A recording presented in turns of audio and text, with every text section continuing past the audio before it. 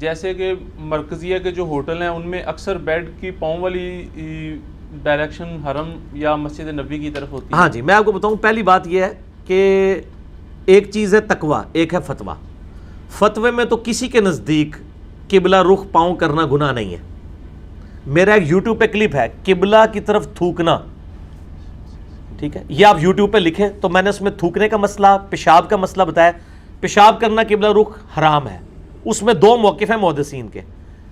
ایک کا موقف یہ ہے کہ اوپن ایئر میں حرام ہے، کنٹرول انوائرمنٹ میں جائز ہے، یعنی اگر کمرہ جو ہماری کنٹرول انوائرمنٹ ہوتی ہے. دوسروں کا موقف ہے کہ نہیں مطلقاً، میرا بھی ان کے ساتھ ہے اور میں نے دلیل دی ہے کہ ابو ایوب انصاری رضی اللہ تعالیٰ عنہ یا سعد ابن ابی وقاص ابو ایوب تھے جو مصر گئے تو انہوں نے کہا میں تمہارے ٹوائلٹس کا کیا کروں، بخاری مسلم میں آتا ہے یہ سارے قبلہ رخ بنے ہوئے ہیں تو مجھے ٹیڑھے ہو کے بیٹھنا پڑتا ہے اور پھر میں اللہ سے معافی بھی مانگتا ہوں. تو اگر کوئی ٹوائلٹ بنے ہوئے ہیں ادھر ٹیڑھا ہو کے بیٹھے، ہم لوگ تو پہلے اس چیز کا اہتمام کرتے ہیں. رہا پاؤں کرنے کا مسئلہ، پاؤں کے بارے میں کوئی حدیث نہیں ہے. تھوکنے کے بارے میں ابو داؤد میں ہے کہ ایک شخص نے قبلہ رخ تھوکا تھا، نبی علیہ السلام نے اس کو امامت سے ہٹا دیا تھا. ٹھیک ہے، تھوکنا منع ہے، پیشاب کرنا منع ہے. پاؤں قبلہ رخ کرنا اس کے بارے میں کوئی حدیث نہیں ملتی، لیکن مزاج رسول سے یہی لگتا ہے کہ یہ بھی منع تو ہم نہیں کہتے لیکن پسندیدہ نہیں ہے. اور وہ آپ کبھی عربیوں کو دیکھیں نا، تراویح کے بعد سلام پھیر کے سیدھی ٹانگیں ایسے کعبے کی طرف کر لیتے ہیں.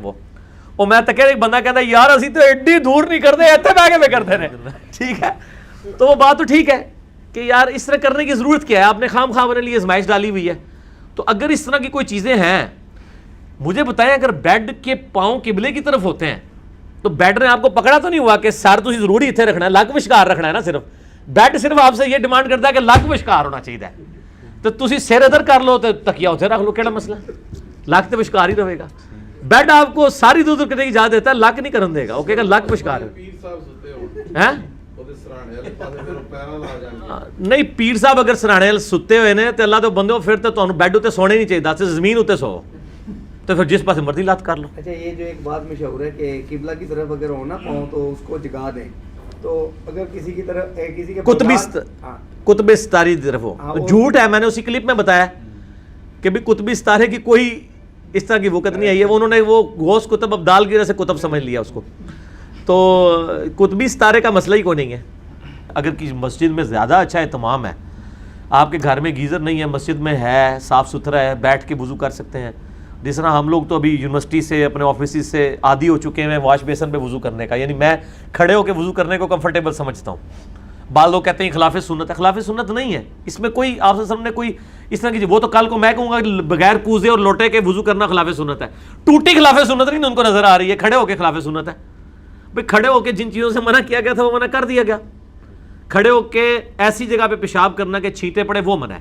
اگر آپ کے اوپر چھینٹے نہیں پڑتے یا غسل کے دوران کھڑے ہو کے پیشاب کرتے ہیں اور بعد میں اپنا جسم دھو لیتے ہیں تو کھڑے ہو کے پیشاب کرنا بھی سنت ہے. بخاری میں حدیث ہے، امام ترمذی نے باب باندھا ہے کہ کھڑے ہو کے پیشاب کی ممانعت، اس کے بعد انہوں نے باب باندھا ہے کہ اس کی رخصت، مرد کے لیے کھڑے ہو کے پیشاب کرنا بھی سنت ہے اگر اس کے جسم کے اوپر چھینٹے نہ پڑے، یعنی بلندی سے وہ نیچے کی طرف. نبی علیہ السلام نے خود کیا مرد کے لیے، عورت کے لیے تو ظاہر ہے پاسبل نہیں ہے. اچھا واش روم میں جتنی دفعہ بھی جائیں، چاہے حاجت کے علاوہ کسی کام بھی جائیں، تو اس میں جاتی دفعہ اور نکلنے کے بعد دعا جو ہیں وہ پڑھنی ضروری ہے اور ان کا اچھا ہے فائدہ؟ نہیں، صرف جب آپ پیشاب کے لیے جائیں گے پھر ہی دعا مانگیں گے نا، اس کے علاوہ نہیں. اور اگر آپ کا ٹوائلٹ اور واش روم اکٹھا ہے تو اس میں یاد رکھیں جس سیٹ پہ آپ بیٹھتے ہیں نا صرف وہی ٹوائلٹ ہے، اس کے ساتھ جو باقی باتھ روم ہے نا وہ واش روم ہے. وہاں آپ کلمہ بھی پڑھ سکتے ہیں، وہاں بسم اللہ بھی پڑھ سکتے ہیں، وہ پاک جگہ ہے. ایون آپ ٹوائلٹ کے دروازے سے اندر جا کے اس سیٹ پہ بیٹھنے سے پہلے دعا پڑھ سکتے ہیں. یہ تو ہم نے دونوں چیزیں اکٹھی کر دی ہیں نا. پہلے تو یہ بھی نہیں ہوتا تھا، پہلے تو صرف 2 اینٹیں ہی ہوتی تھیں نبی علیہ السلام کے مبارک زمانے میں. عورتیں بھی باہر جا کے ٹوائلٹ کرتی تھیں اوپن ایئر میں، اور اس میں کیا وہ دعا کے لیے انہوں نے کوئی کمرہ بنایا ہوتا تھا؟ نہیں. جب وہ 2 اینٹیں یا 2 پتھروں پہ چڑھنے لگتے تھے نا اس سے پہلے دعا پڑھ لیتے تھے. یہاں بھی جب آپ اس سیٹ پہ چڑھنے لگے دعا پڑھ لیں، اس سے پہلے والا سارا حصہ جو ہے وہ پاک ہی ہے، اس میں کوئی مسئلہ نہیں ہے. اور آپ کیونکہ وہ جنات کا اماج گاہ ہے. صحیح بخاری میں حدیث ہے، اللہم انی اعوذ بک من الخبث والخبائث، اے اللہ میں شریر جنوں اور جنیوں سے تیری پناہ میں آتا ہوں. ٹھیک ہو گیا؟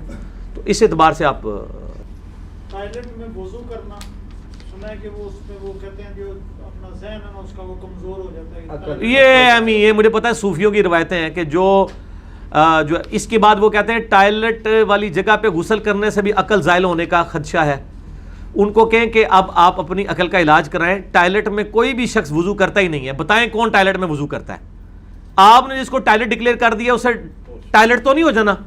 ٹائلٹ شریعت کی روح سے صرف وہ سیٹ ہے WC اور وہ کمبورڈ ہے جس پہ آپ بیٹھتے ہیں, اس کے باہر جتنی جگہ وہ ٹائلٹ نہیں ہے.